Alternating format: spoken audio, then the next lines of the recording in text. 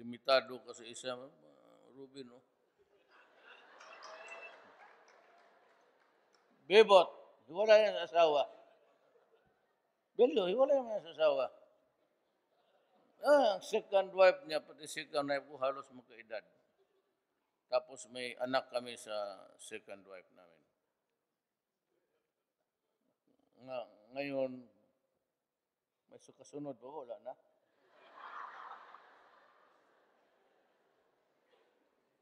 Ang hindi ko nabanggit na pala na yung dress na passionista namin, si Sal Panelo. Kung hindi ka sa... tingnan mo. Ano ka dito?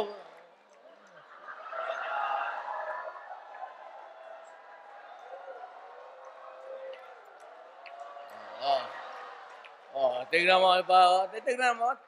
Patos pati patos. Ate, pakita mo naman na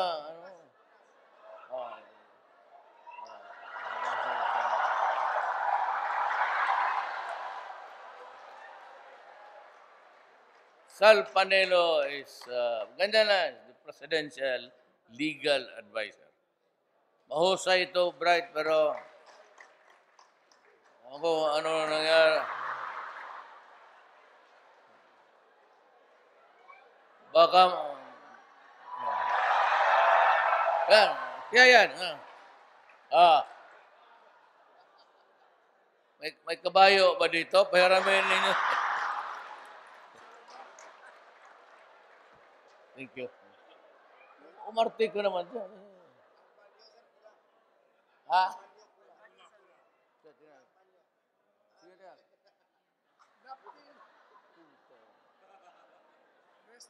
Huwag kang maano pagkita yun. True, karakter mo naman yan.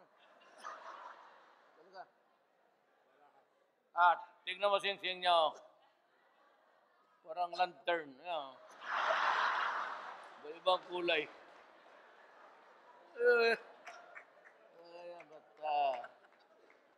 Ganoon lang yan, Matias.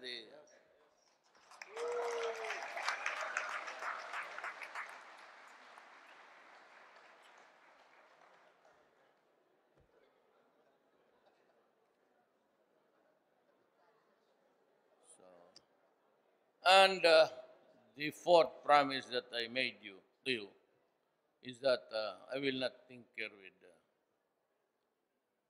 wala akong yung economics na sa high school pati college. Pero wala akong nakakaasar yung sabi ko si Brunes, yung calculus pati yung trigonometry, alisin lang yan. Business pati physics. Okay yan. Suggest ko kay pero yung calculus,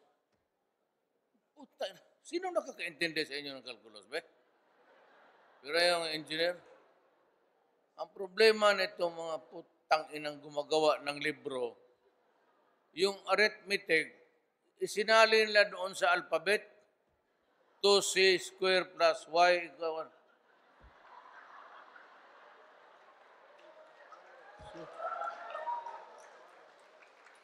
Totoo. Bakit isalim yung 2 square equals AC? Pag kaya ako malito, alphabet. Number.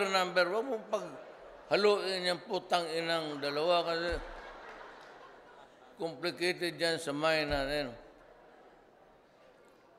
Sabi ni Sunny, that's we have to analyze. Matutulong na.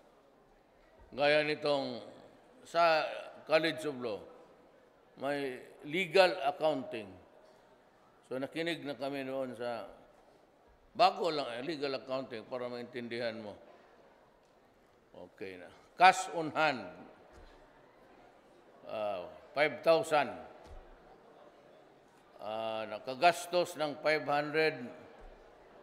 Sa column, debit, 500.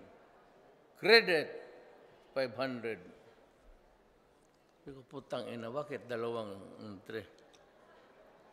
Tapos ilagay mo dito na. Tapos kailangan mag-balance. Debit pati credit. Putang ina yan. Sabi po, bakit mo pa ilista ng debit? Ba't mo ilista yung nagastos mo, ang kinita mo? Bakit mo pa dalawang entry, debit, credit, pareho rin? Wala ito. Kaya malapit akong 76, binigyan ko 76 ni Brillantes. Yan man ang si accountant niya na. So marami akong baguhin sa Pilipinas, yung pinaghalo yung number pati yung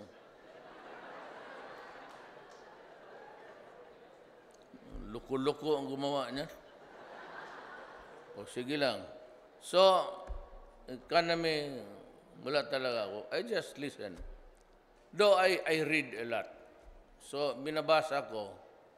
Nagbabasa rin talaga ako. But I said that it's not my field. My field is criminal law. Kasi unang-una,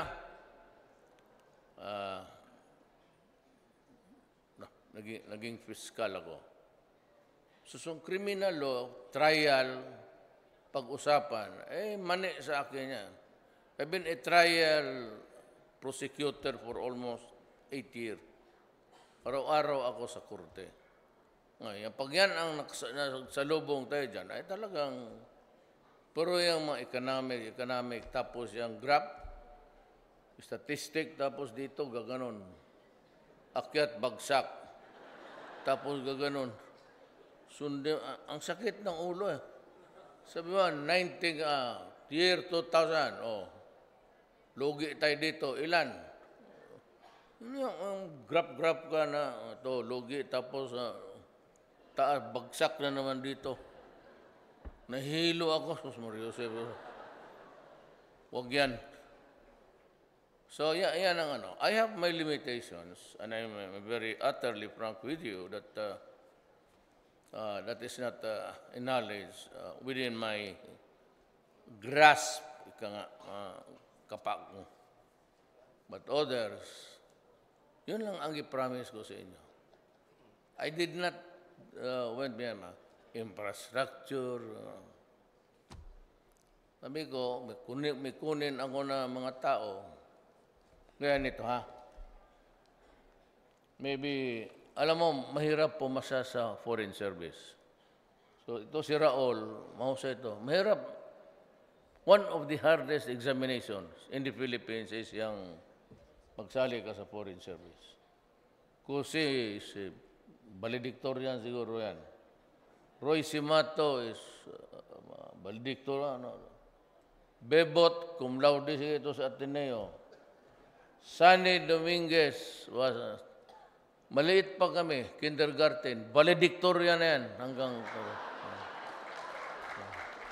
Wala, totoo, walang... Magkababata kami nito, tapos nauna lang siya kasi dumaan noon, hindi pa uso ang K-12. Dumaan ako ng K-12.